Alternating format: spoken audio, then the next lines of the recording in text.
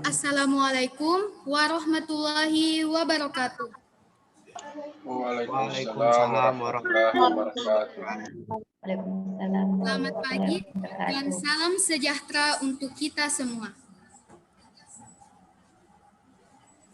Yang terhormat, Bapak Dr. Andes Abdul Halik MPD, selaku Koordinator Kampus 5 UNM Parepare. Yang kami hormati, Ibu Israwati SSI MSI, selaku Ketua Laboratorium Kampus 5 UNM Parepare. Yang kami hormati, Bapak Zaid Zainal SPD MPD PhD, selaku Pembimbing Komunitas Laboratorium Matematika Kampus 5 UNM Parepare. Yang kami hormati, Dr. Haji Lukman Ali SSMAG, selaku pemateri dalam acara Seminar Sehari Strategi Membuat yang Baik dengan judul materi Cara Mudah Membuat Daftar Pustaka dengan menggunakan aplikasi Mendeley. Yang kami hormati, Ibu Nurul Muhlisa SPD MPD, selaku pemateri dalam acara Seminar Sehari Strategi Membuat Skripsi yang Baik dengan judul materi Analisis Data Penelitian, serta kepada seluruh peserta seminar yang kami hormati dan juga yang berbahagia. Marilah bersama-sama untuk nama silahkan ya Aina ya disesuaikan. Kemudian sambil menunggu jam 9 silahkan login ke Spadatnya. Kemudian pilih kepada kita semua dan silahkan kalian bisa secara virtual melalui via Zoom ini untuk menghadiri acara Seminar Sehari Strategi Membuat Skripsi yang Baik dalam keadaan yang sehat serta tanpa ada suatu halangan apapun. Amin, amin, ya Rabbal Alamin. Salawat dan salam semoga senantiasa tercurahkan kepada baginda Nabi Muhammad SAW yang telah membawa kita dari alam gelap gulita menuju alam yang terang benderang serta penuh dengan ilmu pengetahuan seperti saat ini. Sebelumnya, saya ucapkan selamat bergabung kepada seluruh peserta dalam acara Seminar Sehari Strategi Membuat Skripsi yang Baik. Dalam hal ini, saya mewakili panitia penyelenggara acara yang lain menyampaikan terima kasih serta penghargaan kepada seluruh peserta seminar atas partisipasinya dalam acara ini. Para hadirin yang saya hormati, adapun susunan acara pada hari ini, yaitu acara yang pertama, yakni pembukaan. Marilah kita awali acara seminar pada hari ini dengan bersama-sama melafalkan bacaan basmalah. Bismillahirrahmanirrahim.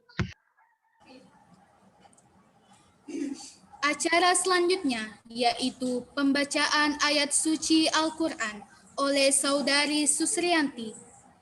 Kepada saudari dengan ini dipersilahkan. Assalamualaikum warahmatullahi wabarakatuh. A'udzu billahi minasyaitonir rajim. Bismillahirrahmanirrahim. Fazkuruni azkurukum washkuruli wala takfurun. Ya ayyuhalladzina amanu ista'inu bis-sabri was-salah. Innallaha ma'as-sabirin. Wala taqulu liman yuqtalu fi sabilillahi amwat. Bal ahya'u walakin la tash'urun. وَلَنَبْلُوَنَّكُمْ بِشَيْءٍ مِّنَ الْخَوْفِ وَالْجُوعِ وَنَقْصٍ مِّنَ الْأَمْوَالِ وَالْأَنفُسِ وَالثَّمَرَاتِ وَبَشِّرِ الصَّابِرِينَ الَّذِينَ إِذَا أَصَابَتْهُم مُّصِيبَةٌ قَالُوا إِنَّا لِلَّهِ وَإِنَّا إِلَيْهِ رَاجِعُونَ أُولَئِكَ عَلَيْهِمْ صَلَوَاتٌ مِّن رَّبِّهِمْ وَرَحْمَةٌ وَأُولَئِكَ هُمُ الْمُهْتَدُونَ Shadaqallahul azim. Wassalamualaikum warahmatullahi wabarakatuh. Waalaikumsalam warahmatullahi wabarakatuh. Terima kasih kepada Saudari Susrianti. Acara selanjutnya yaitu menyanyikan lagu Indonesia Raya. Marilah bersama-sama kita menyanyikan lagu Indonesia Raya. Sebelumnya, dimohon kepada para peserta untuk mengaktifkan mikrofonnya masing-masing dan memperhatikan share screen lagu Indonesia Raya yang tampil di layar komputer atau laptop dan HP masing-masing untuk kita nyanyikan bersama-sama.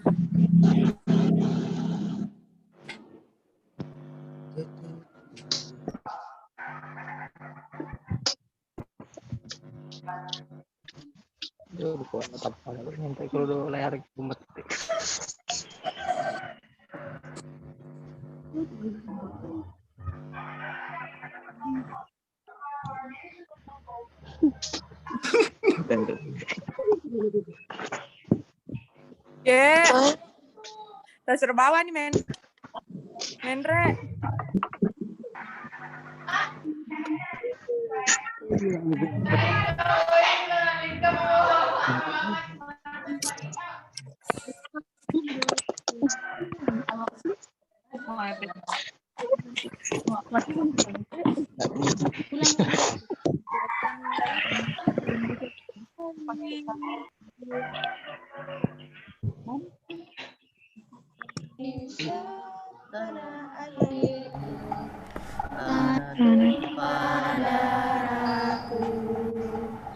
Di sana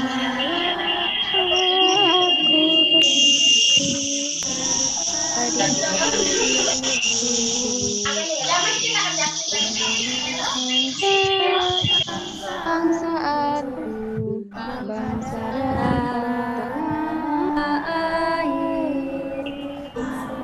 Marilah kita Indonesia bersatu, lahirlah tanahku hidup bernegeri bangsa semuanya, jiwanya merdeka, tanahku negeriku cinta. Indonesia Raya merdeka, hiduplah Indonesia Raya. Indonesia Raya merdeka, tanahku yang kuning. Indonesia Raya merdeka, hiduplah Indonesia Raya.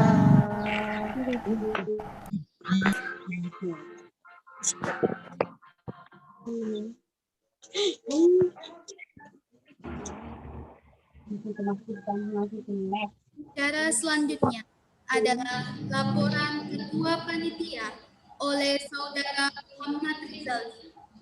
Kepada saudara, dengan ini dipersilahkan. Bismillahirrahmanirrahim. Assalamualaikum warahmatullahi wabarakatuh. Waalaikumsalam warahmatullahi wabarakatuh.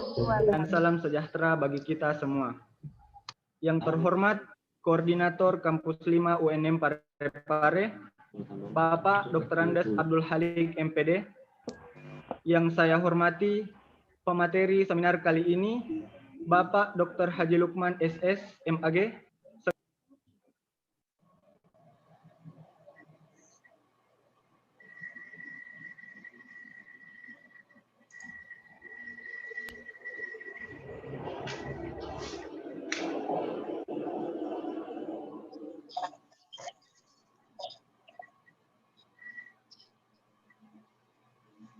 Ada Kak, termute.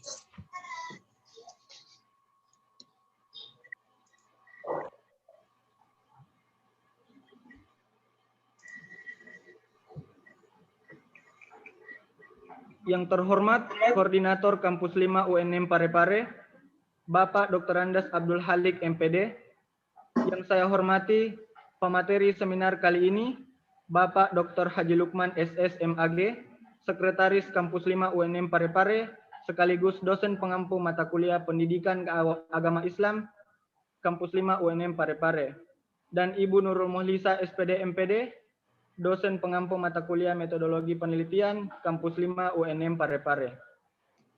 Yang saya hormati Kepala Laboratorium Kampus 5 Parepare, Ibu Ila Israwati SSI MPD.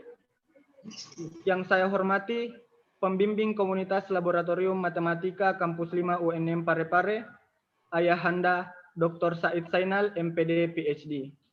Yang saya hormati Ketua Umum Komlepmat periode 2020-2021, Kakanda Erlianti, serta kakak-kakak dan teman-teman pengurus. Dan yang saya hormati pula para undangan dan peserta seminar yang berbahagia. Puji syukur kita panjatkan kehadirat Tuhan Yang Maha Esa atas berkat limpahan rahmat-Nya sehingga kita dapat berkumpul dalam kegiatan yang semoga diberkahi ini. Salawat serta salam tak lupa pula kita curahkan kepada Baginda Muhammad SAW yang telah membawa kita dari alam gelap gulita menuju alam yang terang benderang seperti saat ini. Pertama-tama kami ucapkan selamat datang dan selamat bergabung kepada para hadirin di acara seminar sehari Strategi Membuat Skripsi yang Baik. Kami mengucapkan terima kasih atas antusiasme dan dukungan Bapak, Ibu, Panitia, serta teman-teman peserta sehingga kegiatan ini dapat terselenggara pada pagi hari ini. Seminar sehari Strategi Membuat Skripsi yang Baik yang dilaksanakan pada tanggal 6 Februari 2021 via Zoom Cloud Meeting ini merupakan salah satu dari program kerja Bidang Diklat Komunitas Laboratorium Matematika. Kegiatan ini terbuka untuk umum dan diwajibkan bagi mahasiswa semester 8 dan 6 Kampus 5 UNM Parepare. Dan bertujuan sebagai bekal bagi mahasiswa dalam menyusun skripsi nantinya, sehingga tidak kesulitan lagi dengan mengikuti trik-trik dan strategi dari pemateri nantinya. Adapun jumlah total peserta terdaftar pada seminar sehari pada tahun ini mencapai lebih dari 237 peserta yang berasal dari Universitas Negeri Makassar, UINAM, IAIN Parepare, UMM Rapang, hingga UIN Wali Songo. Adapun sumber dana kegiatan ini berasal dari kontribusi peserta dan kas Komletmat sendiri. Topik-topik yang akan dibahas oleh para pemateri cukup beragam dan dibagi menjadi dua bagian, yaitu analisis data penelitian serta penggunaan aplikasi Mendeley dalam menyusun daftar pustaka. Kami selaku panitia mengucapkan banyak terima kasih kepada seluruh pihak yang telah mendukung dan membantu terselenggaranya acara ini. Kami juga memohon maaf apabila sekiranya terdapat kekurangan di dalam penyelenggaraan seminar ini. Semoga kegiatan ini dapat bermanfaat bagi kita semua. Sebelum saya akhiri sambutan ini, saya mempersilahkan kepada Bapak Koordinator Kampus 5 UNM Parepare nantinya untuk membuka acara ini. Selamat mengikuti seminar sehari Strategi Membuat Skripsi yang Baik. Wassalamualaikum warahmatullahi taala wabarakatuh. Waalaikumsalam warahmatullahi Wabarakatuh. Terima kasih kepada Saudara Muhammad Rizaldi. Acara selanjutnya adalah sambutan oleh Bapak Dr. Andes Abdul Halik MPD selaku Koordinator Kampus 5 UNM Parepare. sekaligus membuka acara seminar sehari, strategi membuat skripsi yang baik. Kepada Bapak, kami persilahkan dengan hormat.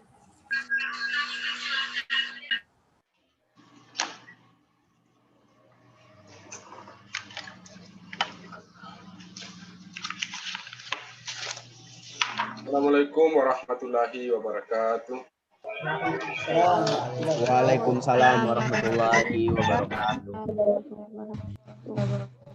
Alhamdulillahirabbil alamin. Alhamdulillahirabbil alamin. Alhamdulillahirabbil alamin wassalatu wassalamu ala asrafil anbiya'i wal mursalin wa ala alihi wa sahbihi ajmain. Yang saya hormati Bapak Sekretaris Kampus di UNM Dr. Lukman Ali, sekaligus pada hari ini sebagai pemateri ya, bagaimana menuliskan daftar pustaka dalam bentuk Mendeley. Yang saya hormati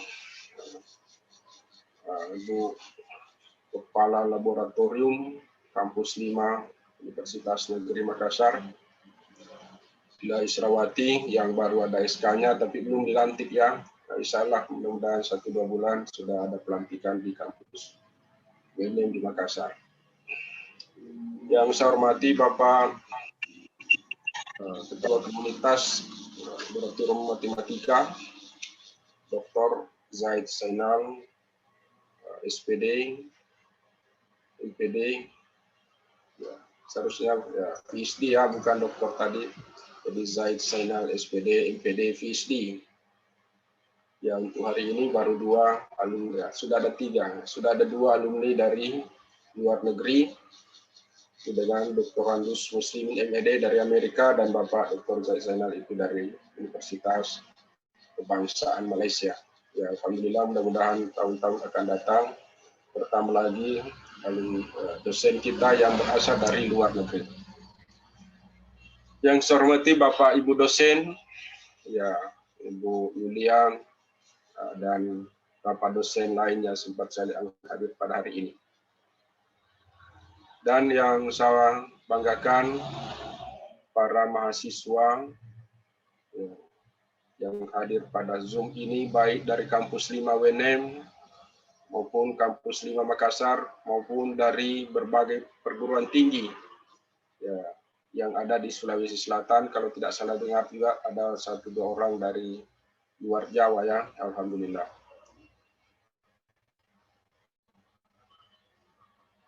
Mari kita senantiasa memanjatkan puji syukur kehadirat Allah Subhanahu wa taala, yang mana pada hari ini semua kita diberikan nikmat tak terhingga oleh Allah Subhanahu wa taala, tak terhitung banyaknya. Maka sekali lagi mari kita senantiasa memperbanyak syukuri nikmat Allah tersebut, semoga selalu ditambahkan oleh Allah Subhanahu wa taala.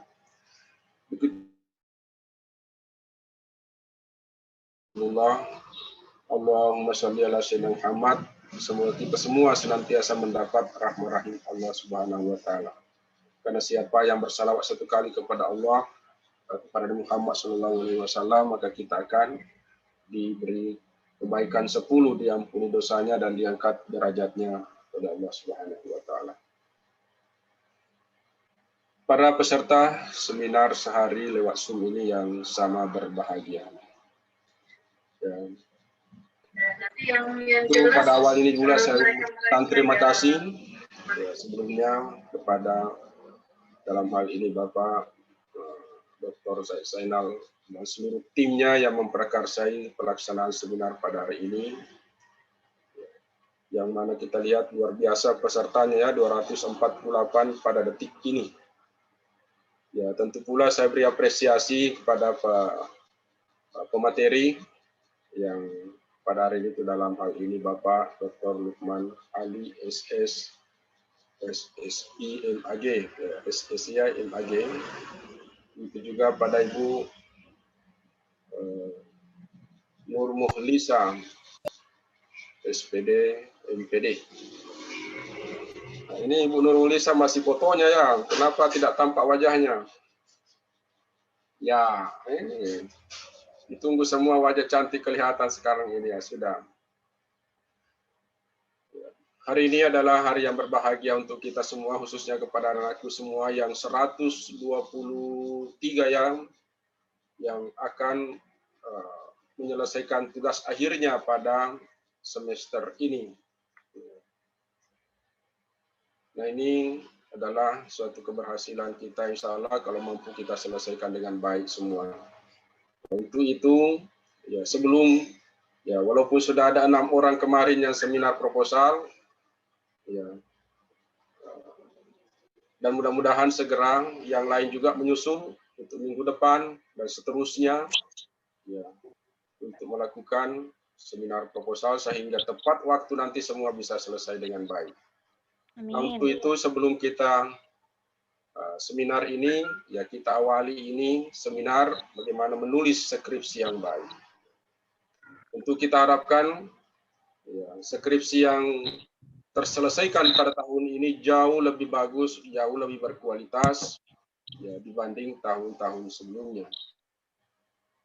Sebenarnya seminar seperti ini sudah pernah dilakukan 2 tahun lalu, ya almarhum oleh Bapak Dr. Dodi Muiz, bagaimana penulisan Mandalay, tapi sekarang ini dikembangkan lebih luas lagi. Ya, kemarin ya karena pandemi COVID ya terlupa, ya, akhirnya beberapa teman, ya, berapa mahasiswa tidak lagi menerapkan Mandalay dalam penulisan skripsi, dan itu penting karena dalam rangka meningkatkan citasi dosen. Jadi saya harapkan kepada anakku semua nanti, ya tulisan-tulisan pembimbingnya atau dosen-dosen UNM, dosen kampus 5, ya dimasukkan di dalam daftar pustaka, dan itu akan menambah citasi, ya, meningkatkan kualitas keberadaan dan harkat dosen dalam berkaitan penelitian. Jadi kepada pembimbing semuanya juga tolong dibantu, jadi ingatkan kepada mahasiswa apa sudah menerapkan Mandalay. Dengan menerapkan Mandalay ini, otomatis terhubung langsung dengan tulisan kita. Saya kira sudah banyak tulisan kita setiap tahun, ada skripsi, ada tesis, ada karya ilmiah yang kita hasilkan.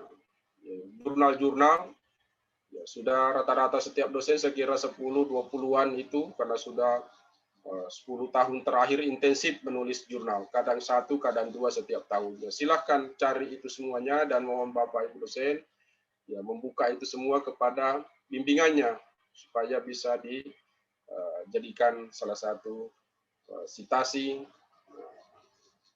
Nah, itulah nanti akan diberi penjelasan secara teknis oleh penyaji, oleh kedua pemateri, Dr. Lukman dan Ibu Nur Muhlisa. Nah, anak-anakku semua, ya, sekali lagi penulis ilmiah, menulis karya skripsi itu memerlukan konsentrasi penuh, ya, memerlukan kedisiplinan, ya, memerlukan semangat yang tinggi, motivasi yang tinggi, minat yang tinggi, karena inilah yang menentukan penyelesaian Anda. Sudah selesai mata kuliah semua itu sulit untuk Anda selesaikan, tapi ini yang jauh lebih sulit lagi. Tapi bukan berarti tidak bisa. Kalau teman-temannya sebelumnya sudah bisa menyelesaikan, mengapa Anda tidak? Sama-sama kemampuannya, bahkan bisa ada yang lebih tinggi kemampuannya yang ada pada tahun ini dengan sebelumnya. Jangan pernah Anda ragu bahwa saya tidak bisa, harus bisa, dan insya Allah bisa. Kenapa? Mengapa teman saya sebelumnya bisa dan saya tidak bisa, dan saya harus lebih baik dari mereka. Itulah motivasi yang saya harapkan Anda miliki, ya, dengan mengikuti penulisan skripsi yang baik pada hari ini. Nah, hari ini, ya, dan insya Allah minggu-minggu akan datang, para dosen akan bekerja keras sambil memberi kuliah, juga akan melaksanakan seminar. Jadi, untunglah ini seminarnya, kuliahnya dalam bentuk online, jadi mungkin nanti sambil memberi kuliah juga tetap mengikuti seminar. Nah, kapan ini terlambat dalam 1 bulan? Ya, 120 ini, ya, maka tentu akan mempengaruhi pada hari-hari berikutnya. Tapi saya berharap anak-anakku semua, ya, mulai minggu ini sudah mendaftar sehingga setiap minggunya ada 20-an yang bisa kita selesaikan. Mulai Kamis, Jumat, Sabtu, Setiap harinya tak 7, jadi 21. Ya. Kalau kali 1 bulan itu baru berapa? Jadi untuk pertama kalinya ini kampus 5 ya, diberi tugas menyelesaikan 120 dalam semester ini. Sebelumnya paling tinggi 60, 80. Karena begitu pada angkatan Anda itu diterima 124 tahun yang lalu. Dan tahun berikut lebih banyak lagi 150. Makanya jangan ada lagi yang terlambat menambah beban. Harus selesai semester ini. Kalau tidak selesai, bayangkan. Kalau ada 30 tersisa, bertambah lagi itu 180. Kepada Bapak Ibu dosen mohon, ya, ini kesungguhannya, kesabarannya, ketelatenannya, dan sebagainya menyelesaikan ini. Ini adalah sebuah tanggung jawab ilmiah kita, yang semoga bisa kita selesaikan, ya, anak-anak kita bisa berbahagia, ya, sehingga mereka bisa dengan mudah bisa menyelesaikan skripsinya dengan baik. Ya, saya berharap semua mengikuti penjelasan pemateri nanti dengan sebaik-baiknya, ya, sehingga tidak ada lagi yang perlu bertanya kemana dan kemana, tuntas pada hari ini. Dan terima kasih sekali lagi pada panitia yang telah memprakarsai kegiatan ini, sehingga seminar penulisan skripsi yang baik pada itu bisa terlaksana dengan baik. Dan mudah-mudahan ini tahun depan kembali dilaksanakan, ya, tentu dengan tema yang berbeda, tapi tetap dengan ada salah satu materinya adalah penerapan Mandalay, karena sudah menjadi hal yang sangat mutlak untuk kita miliki semua. Saya kira demikian yang saya bisa di penjelasan dari komentar di uraian pada hari ini. Saya mohon maaf, sesudah ini saya keluar dulu karena ada kegiatan lain yang sangat penting juga harus saya ikuti. Sekali lagi saya ucapkan terima kasih pada semuanya dan mohon maaf ada kekurangan. Wassalamualaikum warahmatullahi wabarakatuh. Waalaikumsalam. Waalaikumsalam warahmatullahi wabarakatuh. Terima kasih kami ucapkan kepada Bapak. Acara selanjutnya adalah pembacaan doa oleh Saudara Reza Ardian. Kepada saudara dengan ini kami persilahkan. Assalamualaikum warahmatullahi wabarakatuh. Waalaikumsalam. Waalaikumsalam warahmatullahi wabarakatuh. Hadirin yang berbahagia, marilah kita berdoa dengan khusyuk dan ikhlas menurut agama masing-masing. Izinkanlah saya memandunya secara Islam. A'udzubillahi minasyaitonirrajim. Bismillahirrahmanirrahim. Hamdan syakirin, hamdan na'min, hamdan yu'afi ni'mahu wa yukafi masida. Ya Rabbana lakal hamdu, kama ya'bahi lijalahi, wajikal karimi, wa atsimi sultanik. Ya Allah, ya Tuhan kami, segala puji untukmu, pemelihara alam semesta. Segala puji atas karunia dan kenikmatan yang Engkau limpahkan kepada kami. Segala puji atas keagunganmu, segala puji atas kemuliaanmu dan kekuasaan. Ya Maliku ya Kudus, kami agungkan namamu, karena hanya Engkaulah Tuhan kami. Hanya kepadamu kami bersujud, hanya kepadamu kami bersyukur, dan hanya kepadamu kami memanjatkan doa. Ya Rahman ya Rahim, hanya kepadamu kami menyembah, dan hanya kepadamu kami memohon pertolongan. Hari ini kami berkumpul di sini dalam kegiatan seminar sehari strategi penulisan skripsi yang baik. Karenanya ya Allah, lancarkanlah acara kami, berkahilah, penuhilah pertemuan ini dengan kebaikan dari awal hingga akhir nanti. Bukalah pikiran kami, lenturkanlah lidah kami, dan berikanlah kami ide-ide cemerlang untuk membangun kekuatan pendidikan bangsa ini. Ya Allah yang Maha Mengetahui yang gaib, bimbinglah kami dengan hidayah-Mu, berkahilah kami dengan takdir-Mu, dan jadikanlah hati kami selalu ridho dengan pemberian-Mu. Ya Tuhanku, lapangkanlah dadaku dan lancarkanlah lidahku serta mudahkanlah urusanku. Ya Allah, tunjukkanlah kepada kami bahwa yang benar adalah benar dan berikan kepada kami kekuatan dan kemampuan untuk menjalankannya.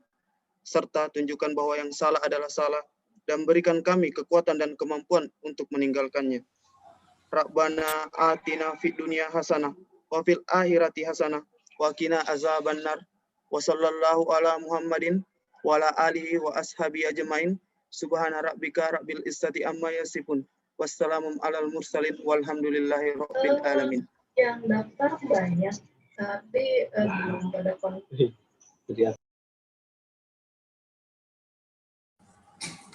Terima kasih kepada Saudara Reza Ardian. Hadirin yang saya hormati, acara selanjutnya yaitu kegiatan inti pada hari ini, yakni penyampaian materi dan juga sesi tanya jawab yang akan dipandu oleh Saudari Intan Salsabila selaku moderator pada hari ini. Dengan ini, acara selanjutnya saya serahkan kepada moderator. Kepada Saudari Intan Salsabila, dengan ini dipersilahkan. Baik, terima kasih atas kesempatan yang telah diberikan. Sebelumnya, saya ucapkan selamat datang dan selamat bergabung kepada seluruh peserta seminar sehari Strategi Membuat Skripsi yang Baik. Sebelumnya, perkenalkan nama saya Intan Salsabila selaku moderator yang akan memandu jalannya kegiatan kita pada hari ini. Nah, sebelum ke kegiatan inti, saya ingatkan kepada seluruh peserta untuk mengaktifkan kamera dan menonaktifkan audionya selama kegiatan berlangsung. Dan nantinya akan ada sesi tanya jawab. Jadi bagi peserta yang nantinya ingin bertanya, dipersilahkan untuk mengetikkan pertanyaan di kolom chat sesuai dengan format yang telah ditentukan. Seperti yang kita ketahui bahwa sebagai seorang mahasiswa, tentunya kita akan dihadapkan dengan yang namanya skripsi atau tugas akhir. Nah, tak jarang mahasiswa akan merasa kesulitan ataukah kebingungan pada saat mengerjakan skripsi. Hal ini bisa jadi disebabkan karena kurangnya pemahaman mahasiswa mengenai hal-hal yang berkaitan dengan skripsi. Misalnya saja mengenai analisis data penelitian, ataukah mengenai cara pembuatan daftar pustaka yang baik, tepat, dan cepat. Maka dari itu, pada seminar hari ini kita akan membahas kedua hal tersebut bersama kedua narasumber kita yang tentunya sudah berpengalaman. Baik, langsung saja kita ke pemateri pertama, yaitu Ibu Nurul Muhlisa, SPD MPD. Di sini sudah ada beliau bergabung di tengah-tengah kita. Assalamualaikum, Bu. Bagaimana siklusnya? Suara saya terdengar jelas? Iya, Ibu. Baik. Sebelum beliau memaparkan materinya, izinkan saya untuk membacakan CV dari beliau. Nama lengkap, Nurul Muhlisa, SPD MPD. Tempat tanggal lahir, Polewali Mandar, 27 November 1993.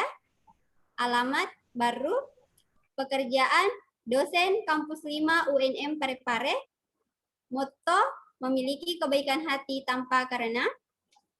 Riwayat pendidikan, S1 Internasional Kelas Program of Biologi UNM. S2 Penelitian dan Evaluasi Pendidikan UNM. Adapun judul materi yang akan dibawakan oleh beliau yaitu mengenai analisis data penelitian.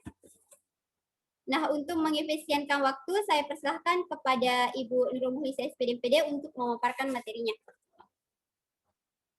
Terima kasih.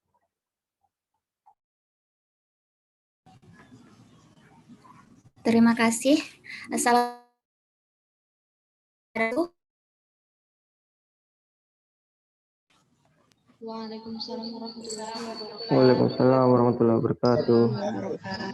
Kayaknya saya nggak lihat ya.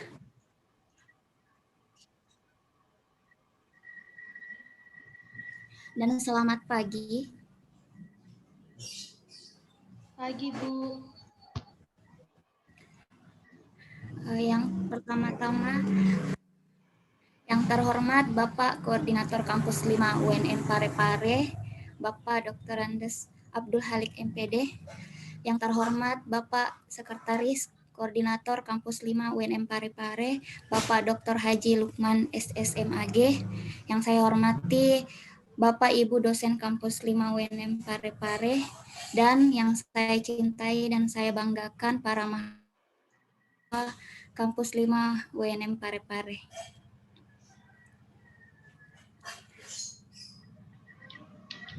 Di webinar kali ini, saya sebagai pemateri pertama diamanahkan untuk membawakan materi mengenai analisis data penelitian.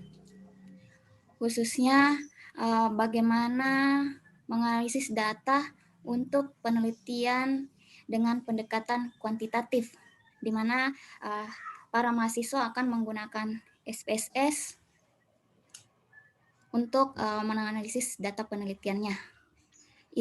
Izin screen.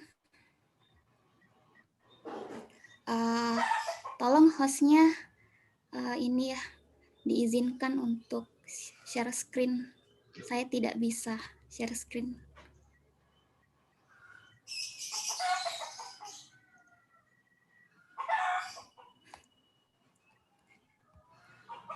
Oh ya, sudah bisa.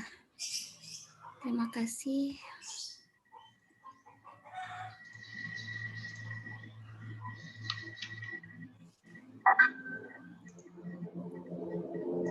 PowerPoint saya terlihat ya? Iya, Bu. Bisa? Bisa, Bu. Oke.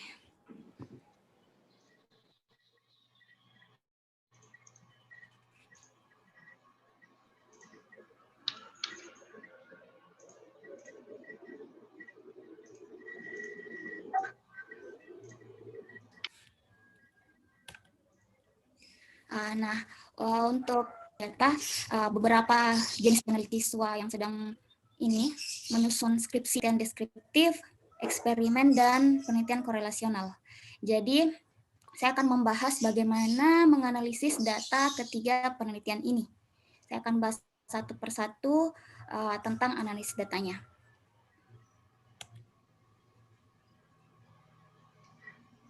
Materinya di sini ada 4. Yang pertama itu analisis data deskriptif, di mana nanti saya akan membahas mengenai tabel frekuensi dan histogram. Mohon maaf ya, biasanya kadang agak-agak bising karena kendaraan sering lewat di depan rumah. Kemudian materi yang kedua masih statistik deskriptif.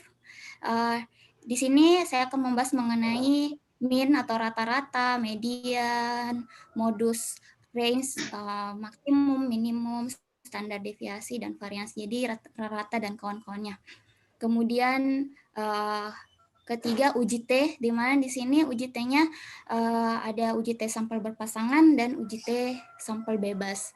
Kemudian yang terakhir adalah analisis regresi, di mana di sini saya akan bahas regresi sederhana dulu. Kalau memungkinkan dengan waktunya, saya akan bahas regresi ganda juga. Nah, mungkin ini bagi teman-teman semua agak asing ya. Ini kata-kata, ini kalimat-kalimatnya apa tuh yang kayak mean, median, modus, uji T, regresi, itu kayak sesuatu yang mungkin bagi sebagian dari kalian masih asing. Namun mudah-mudahan ini ya kalian tidak pusing dan mengatakan apa itu kayak makhluk asing. Insya Allah nanti kedepannya akan saya bahas satu persatu, karena tak kenal maka tak sayang, maka saya akan perkenalkan satu persatu analis data ini. Mudah-mudahan setelah penjelasan saya nanti ini bukanlah lagi kata asing, tapi sesuatu yang kalian kenal dan kalian pahami. Pertama-tama saya bahas bagaimana cara membuat tabel frekuensi dulu ya.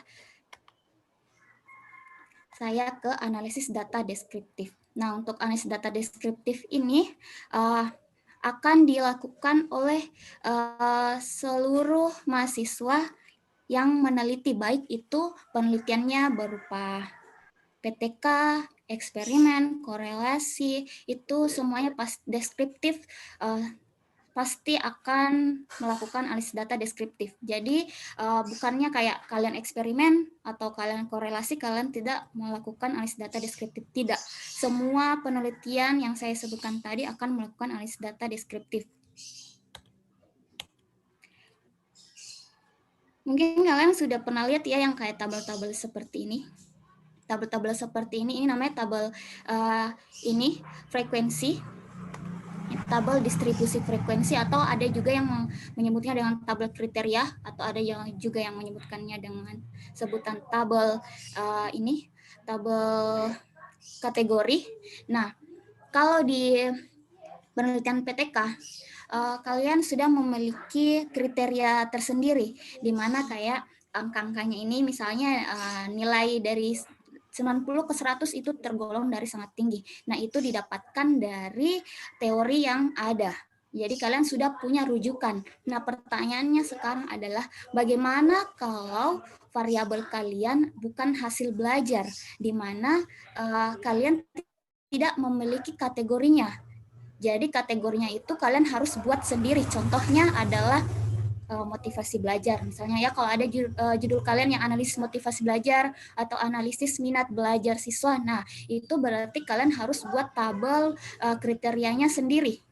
Nah, inilah yang akan saya jelaskan bagaimana cara membuat tabel ini. Pertama-tama, tentukan dulu rentang skornya. Nah, rentang skor di sini itu kita peroleh dari skor tertinggi dikurang skor terendah. Diperoleh dari apa? Saya ambil contoh yang motivasi belajar.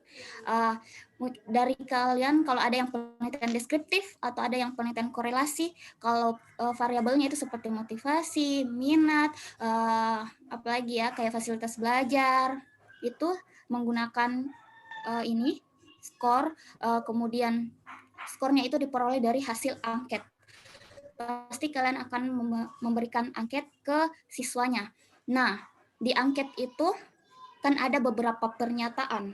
Mungkin kayak 30, 20. Nah, dari situlah kalian melihat skor tertingginya dan skor terendahnya. Contoh ya, saya ambil contoh di sini itu ada 36. Misalnya angketnya itu ada 36 pernyataan. Ada 36 pernyataan. Jadi di mana di 36 pernyataan ini ada 5 skor yang bisa dipilih. Pilihan angketnya itu mulai dari sangat setuju, setuju, ragu-ragu, tidak setuju, dan sangat tidak setuju. Jadi ada 5. Nah, 5 ini masing-masing punya skor. Skornya dimulai dari 1, 2, 3, 4, 5. Nah, jadi setiap pernyataan skor terendahnya itu 1 dan skor tertingginya 5. Nah, tadi contohnya tabelnya pernyataannya itu berjumlah 36. Jadi karena pernyataannya berjumlah 36, maka skor terendahnya adalah 36. Dan karena skor tertinggi untuk setiap pernyataan 5, jadi 5 itu dikali 36. Maka diperolehlah 180. Nah, inilah yang dikatakan mencari rentangnya, rentang skornya. Skor tertinggi dikurang skor terendah. Jadi 180 dikali 36. Diperolehlah rentangnya 144. Nah, langkah selanjutnya adalah tentukan banyak kelas interval. Nah, kelas intervalnya ini tergantung kalian mau buat kriteria seperti apa, tapi kebanyakan memang kriterianya berjumlah 5. Di mana 5-nya ini seperti ini, sangat rendah, rendah, sedang, tinggi, atau sangat tinggi. Ada juga yang kriterianya seperti sangat baik, baik, cukup, kurang, atau sampai rendah. Nah, jadi itu juga 5. Ada juga yang buat sampai 4. Jadi terserah ini yang meneliti apakah kriterianya nanti akan 4 atau 5, tapi saya biasanya buatnya 5. Kebanyakan juga 5. Biasanya membuat kriteria itu ganjil, yang kayak 3 atau 5. Nah, setelah kita menentukan kriterianya itu 5, ini ya, tentukan banyak kelas intervalnya ada 5 tadi. Selanjutnya adalah tentukan panjang kelas intervalnya. Kita ingin menentukan panjang kelas interval. Panjang kelas interval itu yang ini, 36 sampai 64. Nah, bagaimana cara kita menentukan di sini itu 64. Nah, rumusnya adalah P sama dengan R per K. Di mana R-nya itu diperoleh dari tadi yang 144, kemudian K-nya di sini yang kelas jadi 144 dibagi 5 sama dengan 28,8. Ini dibulatkan jadi 29. Nah, inilah yang menjadi panjang intervalnya dan inilah yang dihitung di sini. Jadi kalian menghitung 36, 37 sampai 29 kali. Nah, sehingga mendapatkan hasil 64. Untuk memudahkannya tidak perlu dihitung satu-satu. Kalau misalnya di sini 29, berarti kalian tambah saja 28. Jadi 36 tambah 28. Jadi nanti hasilnya ada akan diperoleh 64. Begitu seterusnya, 65 ditambah lagi 28 jadi 93 sampai terakhir hingga mencapai skor tertinggi yaitu 180. Nah, setelah itu kita bisa menyusun kelas intervalnya di dalam tabel distribusi frekuensi. Saya di sini berikan contoh, misalnya jumlah siswanya ada 10 siswa, kemudian saya ingin melihat frekuensinya berapa jumlah siswa yang tergolong sangat rendah, sedang, tinggi, dan sangat tinggi. Nah, kalian hitung tuh skor total angketnya per siswa. Nah, dari skor total angketnya itu kalian masukkan di kriterianya sesuai ini. Skornya di mana? Kalau misalnya skornya dia, misalnya yang ini ya, skornya 40 lah, 40 berarti dia masuk di sini. Di sini frekuensi berarti ada satu siswa yang motivasinya sangat rendah. Misalnya ada yang nilai angketnya itu 130, oh berarti itu tergolong di kategori tinggi. Dicek lagi ternyata masih ada lagi, ternyata ada 2 siswa yang tergolong tergolong tinggi karena dia skornya 150. Jadi kalian cek satu-satu skor totalnya. Jadi setiap angket kalian hitung, jumlahkan semua skornya mulai pernyataan pertama hingga terakhir di total. Kemudian setelah di total kalian masukkan di tabelnya, sesuaikan masuk di kriteria yang mana. Setelah itu lalu dipersentasekan. Begitu cara untuk membuat tabel jika teman-teman tidak mendapatkan teori yang sudah ada kriterianya nih. Yang biasanya ada teorinya kan yang kayak hasil belajar, itu hasil belajar sudah ada memang ditentukan. Oh, sekian sampai sekian kategori tinggi gitu. Tapi kalau variabel kalian seperti ini, motivasi, minat, fasilitas belajar, dan lain-lain, dan menggunakan angket, berarti kriterianya itu harus sesuai dengan jumlah pernyataan pada angket kalian. Jadi harus disesuaikan. Jangan sampai tidak sesuai antara tabel kriterianya dengan pernyataan yang ada pada angket. Jadi tolong diperhatikan nanti bagi yang penelitiannya kuantitatif, baik itu eksperimen, deskriptif, atau korelasi, perlu diperhatikan antara kesesuaian jumlah pernyataan pada angketnya dan tabel kriterianya. Kemudian setelah itu tabelnya selesai, maka tabelnya ini itu dimasukkan dalam dibuat histogramnya. Nah, ini juga sering salah ya. Banyak dari ini sebelum-sebelumnya kalau buat ini diagram, mereka buatnya diagram batang. Tolong dibedakan antara diagram batang dan histogram. Ini sering sekali terjadi. Kalian tabelnya itu berbentuk interval seperti ini, tapi buatnya malah diagram batang. Itu adalah sesuatu yang keliru. Jadi jangan sampai nanti ada dari kalian yang membuat diagram batang. Diagram batang itu yang batangnya misah-misah. Pernah ya, paling sering kalian lihat yang seperti itu, batangnya misah-misah. Nah, seharusnya jangan buat yang seperti itu. Buatnya itu jangan diagram batang, tapi buatnya histogram. Di mana batang-batangnya itu seperti ini. Ini batang-batangnya lengket satu sama lain ya. Kemudian warnanya itu mulai dari kayak ini terang ke gelap, atau gelap ke terang seperti ini. Jadi batangnya nggak pisah-pisah, ini namanya histogram.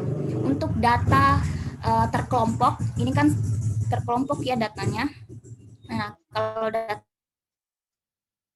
kelompok seperti ini harus menggunakan histogram.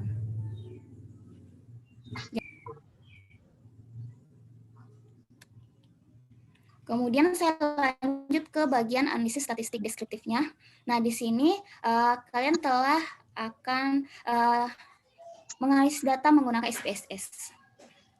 Tabel yang ini adalah hasil SPSS. Hasil SPSS di mana hasil SPSS-nya ini terdiri dari hasil mean, median, modus, standar deviasi, variance, range, minimum, maksimum. Jadi ini adalah hasil SPSS-nya. SPSS, statistik itu hanyalah alat yang kalian gunakan. Kalian mau kasih masuk apapun angkanya, pasti akan bisa diolah. Tapi bagaimana cara kalian, penting adalah bagaimana cara kalian mengolahnya. Kan yang pegang ini aplikasinya kan kalian yang mengolah sendiri. Jadi harus tepat. Kapan kalian menggunakan ini? Cocok tidak? Ini dicari rata-ratanya. Jangan sampai variabel kalian itu tidak bisa mencari rata-rata, tapi kalian cari rata-ratanya. Jadi ingat, itu hanyalah alat. Jadi ada di tangan kalian. Bagaimana cara menggunakannya, itu yang penting. Kemudian kedua yang penting adalah bagaimana cara kalian menginterpretasi datanya. Nah, kalau kayak mengolah data di SPSS kan itu sebenarnya tergolong mudah. Tapi bagaimana cara menginterpretasi datanya? Bagaimana cara membaca tabel ini? Nah, itu yang akan saya bahas di sini. Ini hasilnya. Di sini kelihatan ya ada hasil berupa skor. Interpretasi datanya seperti ini. Rata-rata motivasi belajar siswa sebesar 142,20, yaitu pada kategori tinggi. Karena kan tadi di sini masuk dalam kategori tinggi ya, yang kalau 140-an. Median sebesar 151,50 mengandung arti bahwa 50% sampel memiliki motivasi belajar siswa 151,50 ke atas dan 50% sampel memiliki motivasi belajar 151,50 ke bawah. Jadi seperti median kan itu artinya nilai tengah ya. Jadi 50%-nya di atas itu, 50% lagi di bawahnya. Jadi itu arti dari median. Kemudian modusnya di sini adalah motivasi belajar siswa yang paling sering muncul 180. Kemudian standar deviasi adalah 38,189 dan variansinya adalah 148,400 menunjukkan tingkat keberagaman data. Ini standar deviasi dan varians itu menunjukkan keberagaman data. Saya bisa jelaskan seperti ini. Misalnya ya, di dua kelas, ada dua kelas. Misalnya rata-ratanya itu sama. Rata-ratanya sama-sama 80. Tapi standar deviasinya itu beda. Misalnya yang kelas yang satunya standar deviasinya 0,5, yang satunya itu standar deviasinya 2. Pertanyaannya sekarang, mana yang lebih baik di antara kedua kelas itu? Karena rata-ratanya sama. Nah, yang lebih baik adalah yang standar deviasinya lebih kecil. Kenapa? Standar deviasi itu menunjukkan keberagaman data. Semakin tinggi berarti datanya semakin beragam. Contoh kalau yang tadi, kalau misalnya datanya standar deviasinya tinggi, berarti datanya beragam. Hasil belajarnya berarti di dalam kelas itu siswanya ada yang nilainya terlalu tinggi, ada yang nilainya terlalu rendah. Jadi datanya, hasil belajarnya itu beragam. Ada terlalu tinggi, ada terlalu rendah, jadi sangat beragam. Nah, kelas yang bagus itu kalau rata-rata, kalau semua siswa yang ada dalam kelas itu semuanya itu mendekati nilai rata-rata. Sehingga kalau mendekati nilai rata-rata semuanya, berarti kan ini hasil belajarnya semua siswa itu hampir sama semua, hampir sama. Jadi standar deviasinya kecil. Itulah kenapa kalau ini melakukan analisis statistik deskriptif, karena itu sangat penting untuk menunjukkan keberagaman data. Kemudian range-nya sebesar 1,1.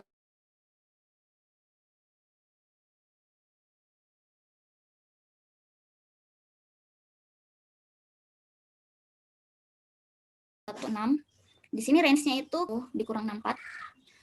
Dan motivasi belajar siswa terendah sebesar 64. Jadi ternyata dari hasil angketnya skor terendah yang diperoleh oleh siswa adalah 64 dan maksimumnya paling tinggi 180.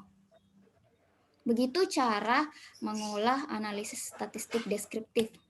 Nah, untuk ini Untuk tutorialnya, bagaimana cara mengolah datanya, saya sudah siapkan di YouTube channel saya. Di situ saya jelaskan tentang bagaimana mulai dari menginput data, bagaimana cara menginput data, bagaimana cara mengolah statistik deskriptif seperti yang tadi. Nah, itu sudah saya masukkan di situ. Namun karena mengingat waktu ini, berhubung tutorialnya itu sangat lama, karena apalagi di bagian input datanya, jadi tidak bisa saya tampilkan hari ini. Kecuali kalau memang nanti ada waktunya lebih ya, bisa saya tampilkan.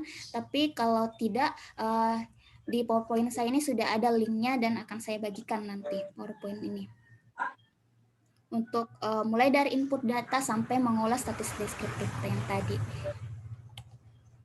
Nah, setelah statistik deskriptif ini, apa selanjutnya yang akan kita bahas? Nah, tentunya di statistik deskriptif itu punya pasangan ya. Kalau ada deskriptif, juga ada namanya statistik inferensial.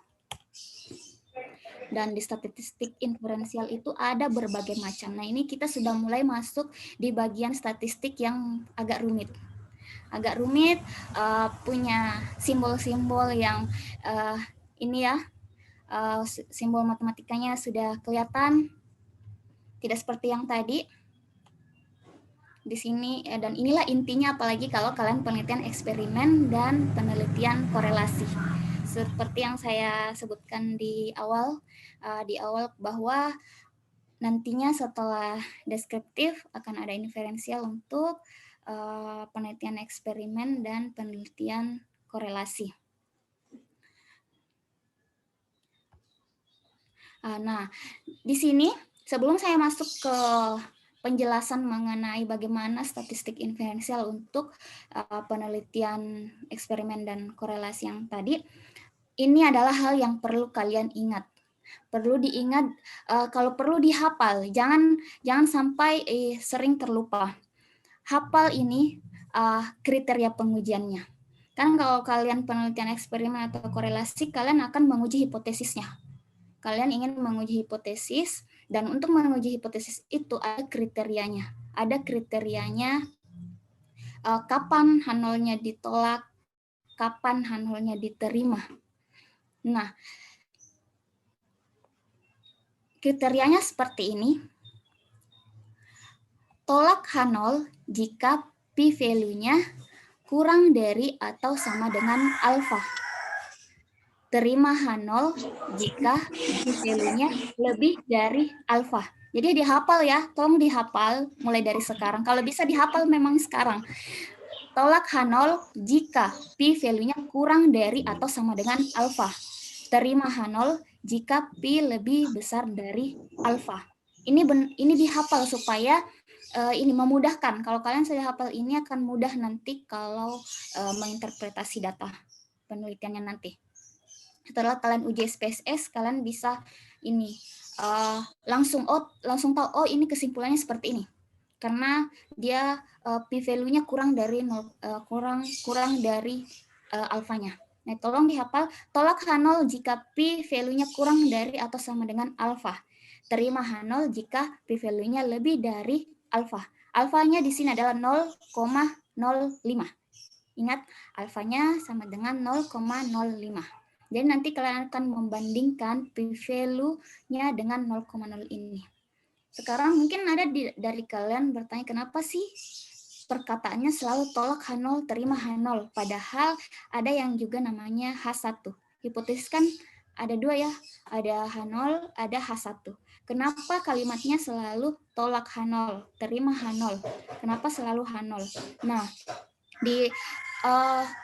yang diuji itu adalah H0. Jadi jadi H0-nya ini, kita mengolah data, yang diuji adalah H0-nya. Itulah mengapa kesimpulannya selalu tolak H0 atau terima H0.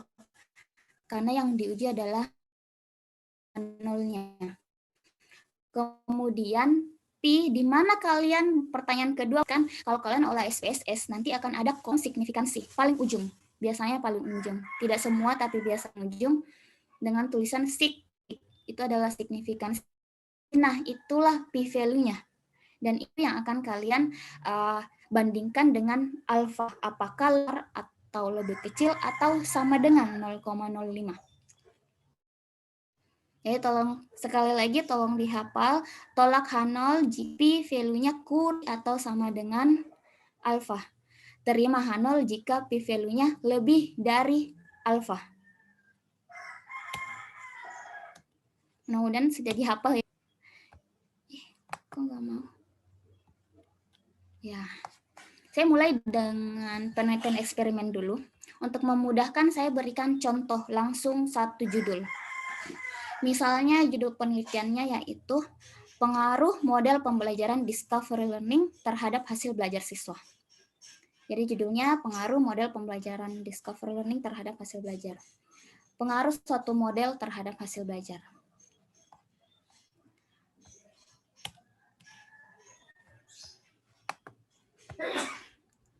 Pertanyaannya sekarang, data apa yang akan diolah?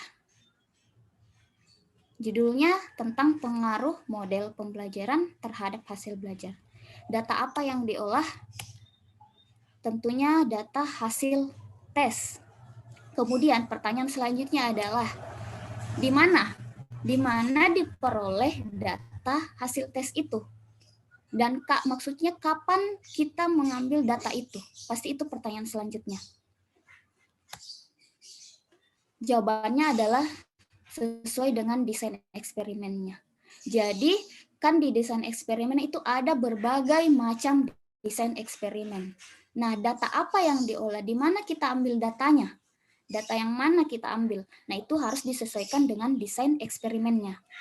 Saya berikan contoh desain eksperimen yang paling sering digunakan. Saya lihat paling sering menggunakan desain pretest, post-test, one group only design, dan pretest, post-test, control group design. Saya lihat-lihat mahasiswa paling sering memilih menggunakan desain eksperimen ini. Kedua ini, ada namanya pretest, post-test, one group only design, dan pretest, post-test, control group design. Nah, saya akan jelaskan satu-satu apa ini desainnya. Sebenarnya ada sangat banyak ini desain. Namun untuk hari ini saya jelaskan kedua hal ini karena saya lihat-lihat paling banyak nih. Jadi kalian pasti penasaran tentang bagaimana menganalisis data jika desainnya seperti ini. Karena perlu diingat bahwa lain desainnya, lain juga analisisnya. Jangan sampai ini berpikir kalau eksperimen itu misalnya penelitian eksperimen. Ini ada satu uji yang digunakan, tidak seperti itu ya. Namun setiap desain ada ujinya masing-masing. Jadi tidak ini bukan one for all, tidak. Jadi masing-masing desain ada analisis datanya masing-masing. Nanti akan saya jelaskan satu persatu apa analisis data yang digunakan kalau desainnya yang pretest, post-test, one group only, dan apa analisis datanya kalau pretest, post-test, control group design. Nah, untuk pretest sesuai dengan namanya ya. Namanya di sini yang pertama, saya bahas yang pertama dulu. Pretest, post-test, one group only. Jadi ada pretestnya, ada post-testnya, namun hanya menggunakan satu kelompok saja atau satu kelas.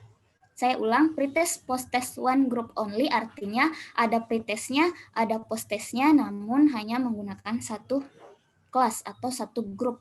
Nah, kalau yang desain yang kedua, pretest, post-test, control group design, di sini ada pretestnya, ada post-testnya, ada kelas kontrolnya. Jadi di sini menggunakan dua kelas. Ada kelas eksperimen, ada kelas kontrol. Jadi sama dengan yang pertama, ada pretestnya, ada post-testnya, hanya saja perbedaannya menggunakan dua kelas. Ada kelas eksperimen dan ada kelas kontrol. Kenapa dikatakan kelas kontrol?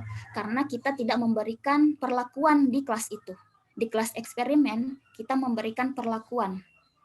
Contohnya, kalau judulnya seperti tadi, berarti kalian mengajar discovery learning, menggunakan discovery learning di kelas eksperimen dan tidak menggunakan discover learning di kelas kontrol. Itu maksud dari desain yang kedua ini. Saya bahas analisis data untuk desain yang pertama.